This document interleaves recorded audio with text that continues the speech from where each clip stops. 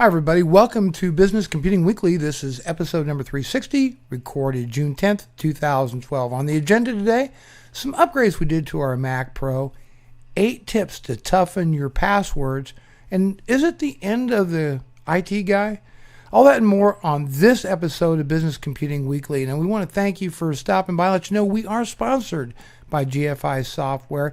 And for the best on-premise anti-spam and email security tools, check out Mail Essentials 2012. And you can come to our website, frugalbrothers.com, and download a full 30-day evaluation copy of GFI Mail Essentials 2012. Available in 3 editions, and that would be the Anti-Spam Edition, the Mail Security Edition, and the Ultimate Edition, which includes both. Or I should say Unified Protection, Unified Edition. That includes both mail anti-spam and the mail security component. Now, my primary workstation is the Mac Pro, and by the way, I'm very thrilled to hear rumors circulating that Apple is going to may very well introduce new Mac Pros, I guess tomorrow, at the Worldwide Developers Conference in Apple. It's my primary workstation, and I tell you, it's one of the most elegant computers, actually the most elegant computer I've ever owned. I've never had a single machine that's any easier to upgrade by adding video cards, hard drives, memory, just a piece of cake. But it's a 2009 model with a single quad-core Xeon processor, 2.66 gigahertz. I bought it used for $1,700, but I've upgraded it to 16 gigs of memory, thanks to our friends at Otherworld Computing. And I also just recently completed installing a 240 gig SSD drive. Now, this is the 3 gigabit SSD, or for a SATA 2 connection, as this older Mac Pro does not have the SATA 3 connection on it. So didn't want to take a risk of possibly oversaturating the bus with the 6 gigabits SSD. But nonetheless, I've seen boot times go from about a minute down to around 19 to 20 seconds, and to me that's amazing. I also use a Windows 7 Pro virtual machine all day, every day, and that thing boots almost instantly. And that is the bottleneck in today's modern computers, is the hard drive speed. And if you want to get some new life and extend the life of your current PC, Mac, what have you, it's time now to seriously investigate. I personally don't think I'd ever buy a new machine now without an SSD. You get used to these things, and it's just amazing. Now, as promised, I have 8 tips for tougher passwords. And I want to attribute some of the content. It is provided by Matthew J. Schwartz of Information Week and Rob Johnson of Corn Dog Computing. So let's get right to these 8 tips. Number 1, pay attention to your passwords. The problem is apathy. A lot of people are using passwords like LinkedIn for the LinkedIn site, Facebook for Facebook site. You get the idea. You really want to start paying attention to those passwords. Number 2, use unique passwords. Okay, create a password that's unique to every site, rather than trying to use the same password for multiple sites. And I gotta tell you, I'm guilty as charged. I've done it in the past, but no more. Number 3, explore life beyond letters. Mix it up. Use other characters, question marks, pound symbols, etc. in your password. Okay? It makes it tougher to crack.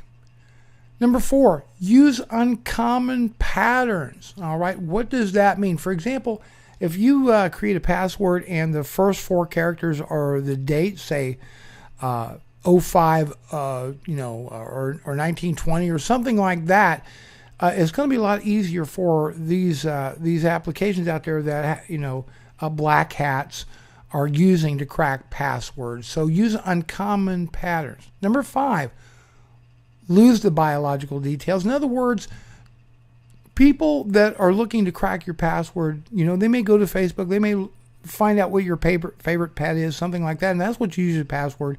That's going to make it easy to crack and hack and get into. Tip number 6, love longer passwords. Here's the bottom line.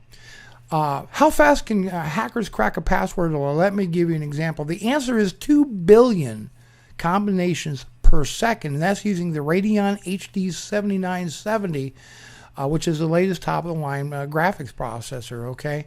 And says a 5-letter password has 10 billion possible combinations. That means it can be cracked in 5 seconds.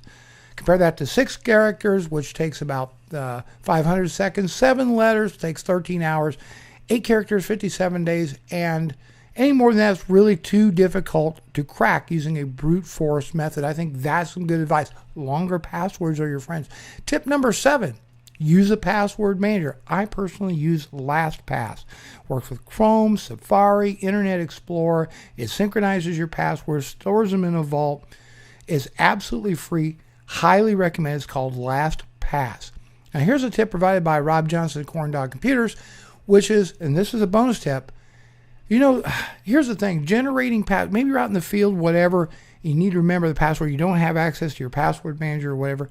Here's what you do. He recommends you start with a root password, one that you would use routinely. I'm going to take the example money. I'm going to make that my root password. And I begin with, maybe say the character or dollar symbol, and then I'm going to cap the M, the N, and the Y, and then I'll end it with a percentage key. That's going to be my root password. But to take it one step further, if your site that you're looking for or creating a password for is, say, Facebook, then possibly use the F in face and the B in book, or the first or last letter of the website. So, say Gmail, maybe you could use G and M for Gmail, F and B for Facebook, etc. This creates a unique password to that site. However, you're still using the root password, and that makes it easier to remember. Personally, I thought that was a great tip, Rob, and I wanted to give you a shout out on that, so thank you very much. Finally, is it the end of the IT guy? There we go. Is it, you recognize this guy, right? That's the all-seeing eye from the HEL 9000 series computer from 2001, A Space Odyssey. So I was talking to a friend of mine the other day who is an independent IT pro. Now, he gave me some really thought-provoking ideas about the future of his IT business. Now, he says that he's been employing cloud-based offerings to his clients, and he's tossing out those servers, employing simple NAS devices with hosted backup and disaster recovery solutions. And guess what? He's finding himself working his way out of a job. His final and most thought-provoking comment is that software itself is getting smarter. So it's becoming easier to set up, deploy, manage in the foreseeable future. And that does get a bit dicey, say next 5 to 10 years or so. The day will come when small businesses simply won't need the services of that local friendly IT consultant to help them out on a consistent basis. As systems become smarter, more powerful, and easier to use, regular employees will be able to manage the network and things that they're doing in the office without employing that independent IT guy. It's food for thought, and IT pros who embrace this philosophy and move to become IT advisors, they're developing hosted applications or web applications for their customers. They're becoming true business partners and utilizing this technology to help them grow their companies. These are the folks that would survive with this all-knowing, smarter software, easier to use cloud service hosted business model that is beginning to evolve out there. But if you're buried and stuck in the past, if you're still building your practice around the sale of traditional servers and client server software and infrastructure, well, my friend, your business might die right before your very eyes. And that is this week's edition of Business Computing Weekly. We hope you enjoy this show. Plus one it, like it. Please like the video. We all enjoy that. Subscribe, share. We want to hear from you. We like your comments. I do respond to your comments. We appreciate you stopping by and watching the episode. I'm Bruce Naylor, your Frugal Tech. We'll see you in a week from now with another webisode of Business Computing Weekly. Take care, everybody. Have a productive week.